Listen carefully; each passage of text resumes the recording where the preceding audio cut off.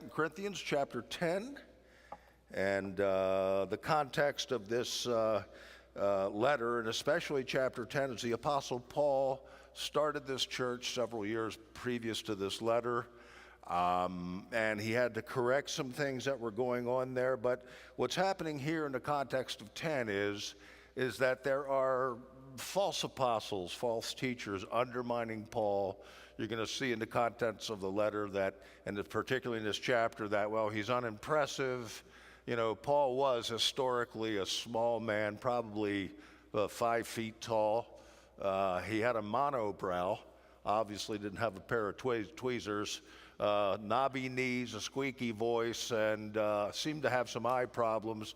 And so they're saying, well, Paul was real tough when he writes his letters, but he's a pussycat when he comes face to face.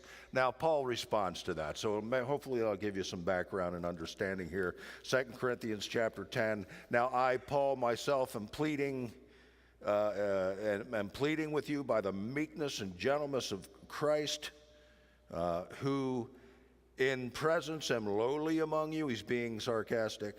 But being absent, I am bold towards you. But I beg you that when I am present, I may not be bold with that confidence by which I intend to be bold against some who think of us as if we walk according to the flesh.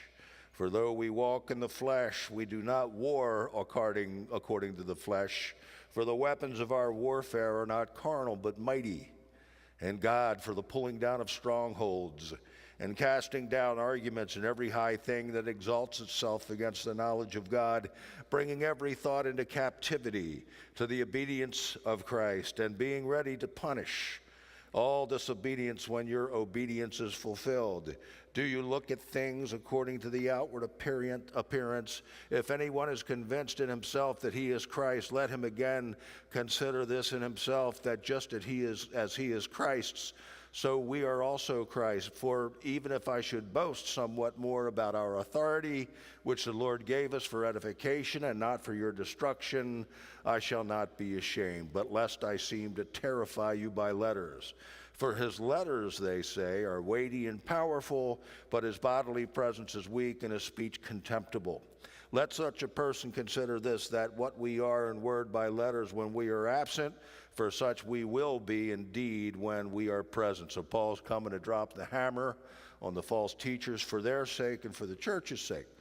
For we not dare, verse 12, class ourselves or compare ourselves with those who commend themselves, but they, measuring themselves by themselves or comparing themselves among themselves, are not wise. We, however, will not boast beyond measure, but within the limits of the sphere which God appointed us, a sphere which especially includes you. For we are not overextending ourselves as though our authority did not extend to you, but it was to you that we came with the gospel of Christ, not boasting of things beyond measure, that is in other man's labors, but having hope that as your faith is increased, we shall be greatly enlarged by you in our sphere, to preach the gospel in the regions beyond you, and not to boast in another man's sphere of accomplishment. But he who glories, let him glory in the Lord, for not he who commends himself is approved, but whom the Lord commends. A lot of reading, but you get the context. And so what's happening here is there are fortresses, there are castles, there are fortifications, both within the believer and outside the believer. And they need to be dealt with. And the power that we have, the weapons that we use, are not accusations like these false apostles and false teachers and slander and criticism, but it's prayer and the Word of God. Because they're mighty, because God is in those weapons. And so Paul is going to war inside the church. This is a shepherd entering the sheepfold with a sword. He's about to deal with his antagonists with these spiritual weapons. They're mighty. And he deals with these fortresses. And you see, when the gospel seeks to penetrate the soul, it meets long settled mindsets that are prejudiced against the gospel. You know, many things in us are opposed to the gospel of God. They will fight these things. And remember in Romans chapter 1, you know, the Apostle Paul says, look, God has clearly made these things known to you. Nobody is genuinely you know, genuinely an atheist. You know God exists. You know, imagine a scientist who never uses a telescope or a microscope and he just makes up science. Well, that's what people do with God. It's idiotic.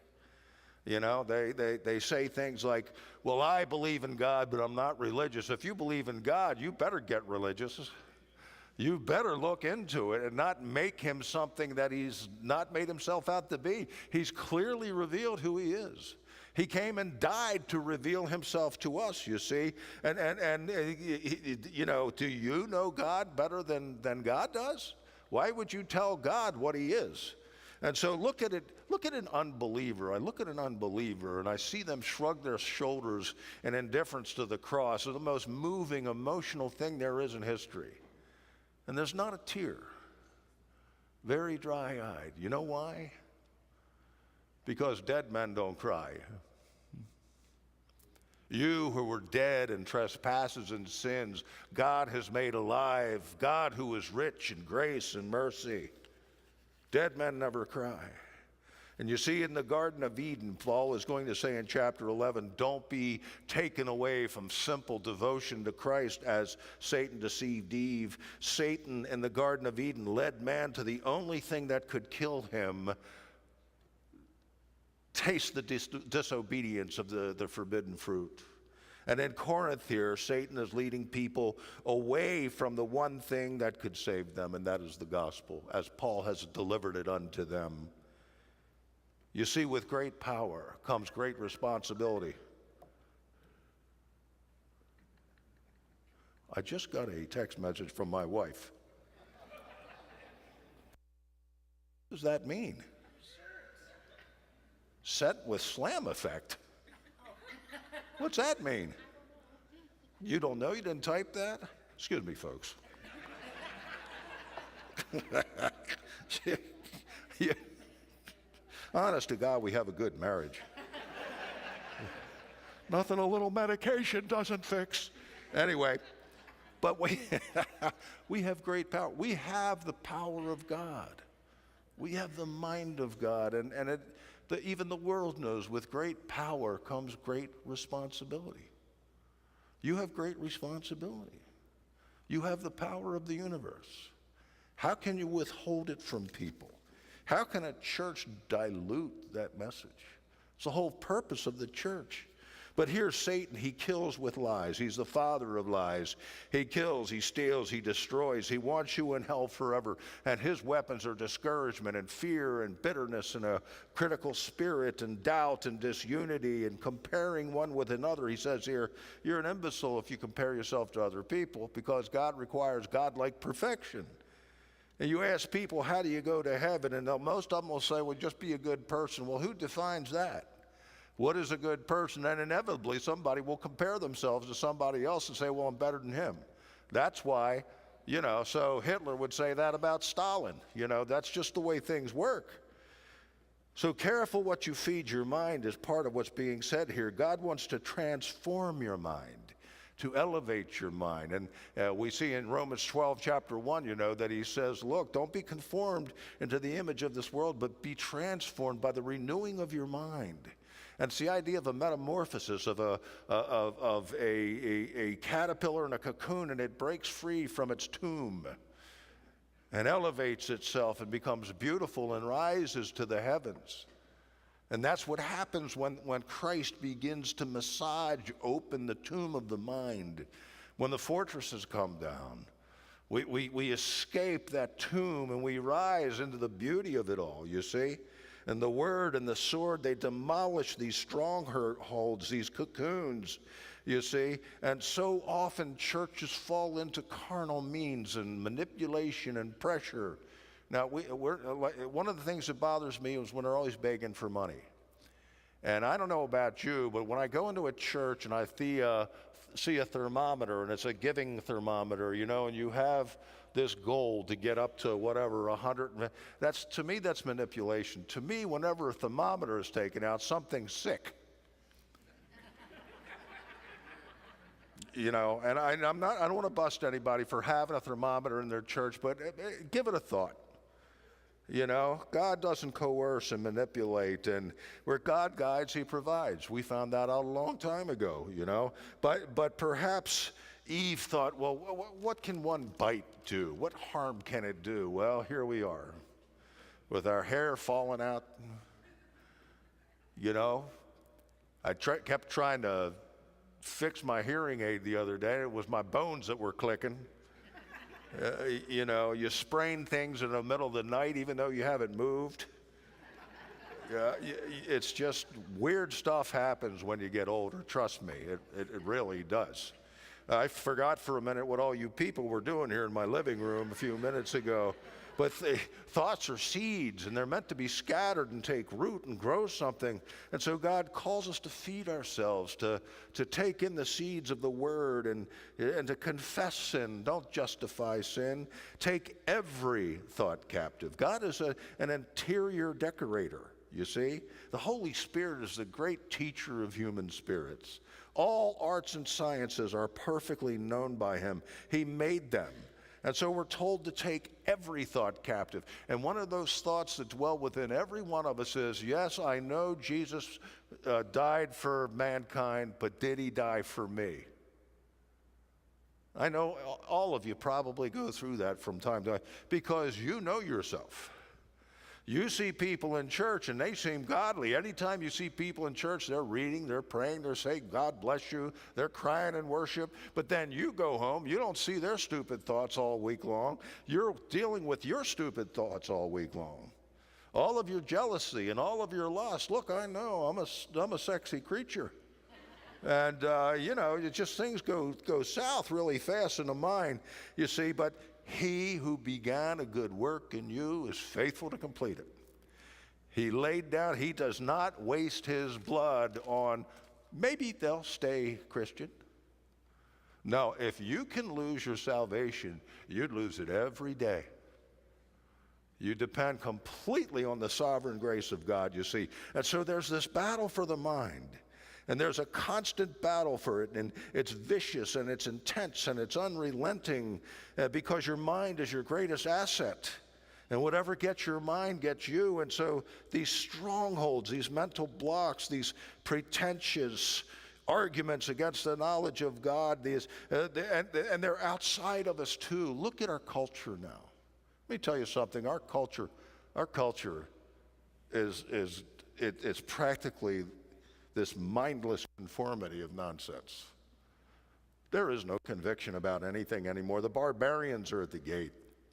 When a culture gets as low as ours does and meaningless as ours does, and when young women are trained to act like Madonna or Wonder Woman, Miley Cyrus, Katy Perry, you know, you have to fit this particular mold, and you can't really have a conviction. You can't have confidence in yes or no or right or wrong. And the watching world goes, they have nothing to offer. And so ISIS is at the gates. Communism, socialism, it's at the gates. They're ready to step into the vacuum. And if you men in here and you women in here are not people of conviction, it will take over our society. It is taking over our society. There is something that rarely happens in the history of mankind. It's called moral reversal. Moral shift is where something used to be bad and now it's not so bad. Moral reversal is what's happening to us now. It's very rare. And that is when something used to be forbidden is now celebrated, and if you don't celebrate it, you are forbidden. That's the culture you live in now, and it is insanity, and people call it tolerance. You know what tolerance is? It's a person without convictions. It's a person without convictions. You see, so we have these things going on, and all around us is these isms, materialism and communism and secularism and relativism and atheism and all. Do you know that the term atheist didn't even exist until the time of Queen Elizabeth? You know why? Because there was no concept of it. Nobody tried to figure out the world without God. They weren't that brainwashed. They weren't that stupid until the Enlightenment came along with all of its genius. and convinced us there was no God and that education became the sacrament. And it turned people into educated idiots who refuse the knowledge of God. You see, this is the world we live in now, you see? And you know, the things within us are self-righteousness and love of money and pride and man's approval and selfish ambition. Those are the fortresses within us. And so the two converge along with Satan's lie to kill, to steal, and destroy. And this is what we're handing our children and our grandchildren. I fear for them. And the only hope we have as the church and this society is to become men and women of conviction, of the word, of being able to bravely say to the world, this is wrong and this is right in God's eyes. God doesn't take polls. Don't believe everything you think. Don't believe everything your friends think. If you love your friends, tell them you're wrong. That's a stupid thought. I love you, but your thoughts are stupid. Oh, that felt good. You know, we're bombarded by false ideas. Jeremiah 17, the heart is deceitfully wicked, above all else, sick. Who can understand it? We lie to ourselves. We rationalize things. Listen, learn to be learners. Learn to love learning. You know, disciple means ones who learn. And if you want to grow, you'll keep learning. You'll want to keep learning. Teach Bible studies. You'll grow immeasurably. Something happens. Jesus said, take my yoke and learn of me, you see. And humility is required to be teachable. Listen, there's a reason God gave you 2 ears and 1 mouth. You know, and some people, you think they have 8 mouths and no ears. Yeah, I'm pretty sure I saw somebody like that on North Avenue the other day. But wisdom is seeing life from God's perspective, seeing people from God's perspective, and then it develops that conviction we're talking about. It's like, wait a minute, God said this. And yes, I see it with my experience in life and with people. Yes, this is convicting. Opinion is something you argue. Conviction is something you base your life on. Conviction is something that you are willing to give your life over to. I'm not talking about killing your enemy, but allowing your enemy to kill you for the sake of loving them. You want to know the difference between radical Islam and Christianity? We will die for our enemies. Radical Islam is, we will kill our enemies. It's a huge difference. You see, and more than ever, we're to be a people of deep conviction. I want to tell you, the most superficial study of history will tell you that the men and women who changed the world the most, who impacted them, were not the smartest, not the strongest, not the most educated or good looking or whatever you want to call, talented. It was people with the deepest conviction every time. Even if they're wrong in their convictions. Look at what Hitler did. Look at what Stalin did. Look at what Mao Zedong did. At least they believed in what they preached. Do you believe what we preach? Will you lay your life down for it? Because the world needs you to do that. You go through any park or any town square, I guarantee you, you will not see a statue of a committee. God uses individuals. And it's rare to find one man with deep conviction in any group of counselors, so to speak. You see, and Jesus had the deepest conviction of them all, and yet he died for people that radically disagreed with him. In fact, the cross was his statement about their opinions. In conviction, we want the heart of God, not just the mind, but the heart. We want to feel what he feels. We want our hearts to beat with God's love for people. You see, and conviction flows from knowing the heart and mind of God. And that conviction leads to character. It leads to Christ-like living. It leads to sacrificial living for the undeserving. And God calls us to allow him to stretch our imagination. He comes into our lives. He says, you know, there's so much involved with my wisdom. If you can just break free from this cocoon, if you can just break free through these strongholds in you and outside of you, I can build a whole new world around you. Everything that exists first began in somebody's mind. Every building, every song, every work of art, we're creators. We're made in the image of a creating God, and God says, let me stretch your imagination. This is what a family can be. This is what a marriage can be. This is what a family party can be. This is what a church can be. You see, and it begins with the mind, the imagination. It's a gift from God, you see. And in Romans chapter 1 again, it says that man, however, suppresses the truth of God. And unrighteousness, you see, all the descendants of Adam and Eve are in conspiracy against the knowledge of God. Every single one of us by nature. We're conspirators. We suppress. You see, the fortresses are not what we do not know about God. Listen to me carefully. The fortresses are not what we do not know about God. The fortresses are what we will not know about God. Because if God says to me something that's going to affect my lifestyle, then I will deny willingly and suppress that until I come to the stronghold with the cross and batter that thing down. The will, the desire is the great engine of the intellect. You see, unregenerate men, they see the intellect as neutral, since man is seen as intrinsically good or morally neutral, so they think, well, education is the answer. Education is never the answer. Education is a good thing if it's the right education. But Paul says in Romans 1, all of this results in futile thinking and a darkened mind, you see. And so as this whole thing unfolds, Paul is dealing with them.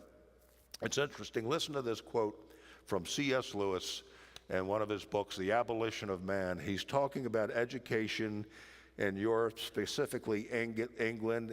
He wrote it in 1943 about education. Listen to this. He said, education is producing an odd creature, men without chests. In other words, it was a reference to men without heart, men without courage, men without conviction. The heart makes us real. The heart makes us effective. He goes on to say that conviction, history is filled with presidents and prime ministers who aspired to be in that position. Many, many people want to be president or prime minister or celebrity. The issue is why. And we all know many, many, many politicians who want to be somebody special because they're power hungry, because they like the status, because they like everything that goes with it. And that's probably about 95% or more, I think, sometimes. You look at Neville Chamberlain, Prime Minister of England, and he's just bowing to Adolf Hitler. And then Winston Churchill became Prime Minister. And he became a Prime Minister because he was convinced that Adolf Hitler was evil. And he had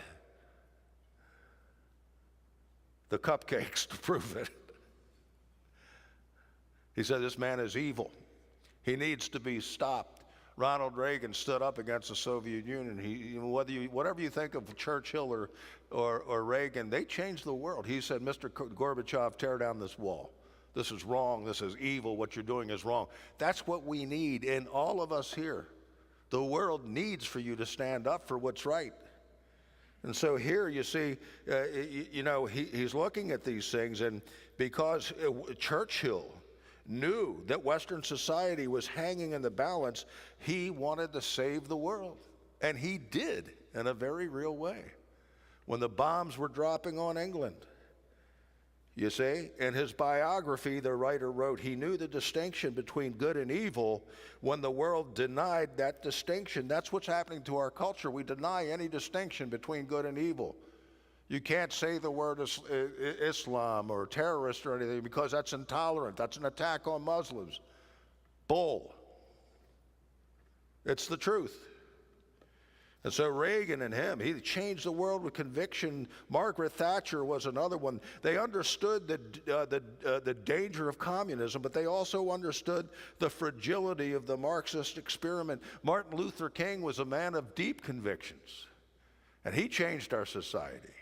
And it's continuing to change our society. Richard Nixon, whatever you want to think of him, it was a 1973 Yom Kippur War, and all the Arabic nations were converging on Israel. They were on the verge of extinction. Golda Meir calls him up at 3 in the morning, and she says, Mr. President, if you don't step in now, Israel will become non-existent. Now, Nixon was not a particularly religious man, but he said, I thought I heard my mother's voice. My mother used to read to me the Old Testament all the time, and that's all I could hear. And my mother said to me, son, one day you're going to be in a position to save Israel, and when you are, you must do all you can to save it. That night, he sent tons of equipment over, and it changed the whole world, the war around. You're not going to hear that in the news.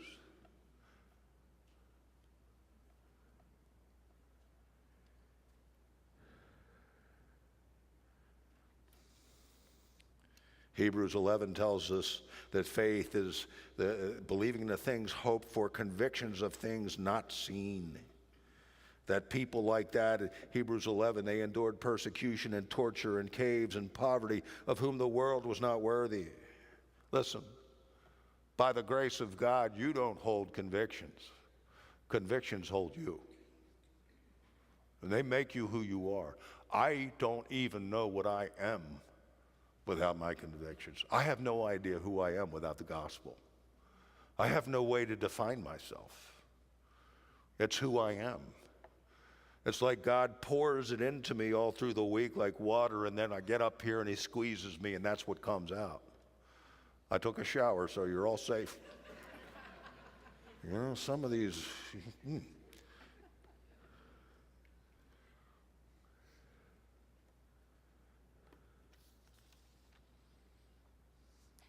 Hebrews 11 says, we have conviction of things not seen. We have a conviction of a glorious future. These are settled truths we rest our lives on and build our families with, truths that possess us. We live in a world hostile to conviction. One writer about all this says, all of our exclamation points are slumping in the commas. There's no power in ideas. We live in a mental ghetto today. We are impoverished in our philosophies. And post-modernism has come, and the best way for me to explain postmodernism, it's a very ambiguous idea and sweeping, but the idea is that the meta-narratives that have defined our life and make sense out of our community and our culture are wiped away. The stories of salvation and redemption and good and evil and all these things, and it's deliberately done with this relativistic, spineless, mindless approach to things. Four of the great prophets of these things were Darwin, inventor of evolution; Freud, completely hated Christianity. He's been debunked by the mental health field anyway by this time. Nietzsche, who wound up insane, and of course Karl Marx, the father of communism. And so Marxism is having a rise in our society today. The barbarians are at the gate because we offer nothing better, you see? And so they specifically made sure that the Christian narrative was wiped out, you see. And you see, here's the thing. Jesus said this, feed my sheep. He didn't say, entertain them. He didn't say, now, Peter, don't offend anybody. When you start a church, you got to make them feel good. Let them come in and have a lot of bright lights and have a concert to reach the kids, and you have a fountain, a whiskey sour fountain over here, and whatever, an aquarium and a shark tank, and you can pet the manta rays and everything. He said, feed them. Tell them the truth. Make ye disciples of the nations. Jesus said things that were so hard, people walked away. He said, unless you eat my body and drink my blood, you can't have any part in me. And then Peter says, where else are we going to go? I don't know what this means. The truth is the truth. It is shocking what the churches in America are not teaching today. And if somebody's listening to this and you're out there on the radio and you're a pastor and you're offended by it, maybe you need to rethink it. Maybe, just from a heart that is very flawed. and very selfish. Take it for what it's worth. You're called to feed God's people. Well, education became the sacrament of the Enlightenment, became the grace of mankind. They said this will take you where you need to go, and soon Hitler was marching all over Europe. Stalin was starving tens of millions of his people, particularly in the Ukraine. Mao Zedong starved 40 million of his own people. Ah, the great Enlightenment. Margaret Sanger began Planned Parenthood. You know why? She thought the blacks were an inferior race. She wanted to put them all in the ghettos and in those areas to reduce the population. She was a fan of Hitler, and Hitler was a fan of hers. And so now we vote for people that want to increase that activity. Are you crazy? Are you crazy voting for a candidate that wants to increase the number of children slaughtered? We say as a society, we need to be more like Jesus and more loving to Jews. We're a people that kill our own children. What moral compass do we have?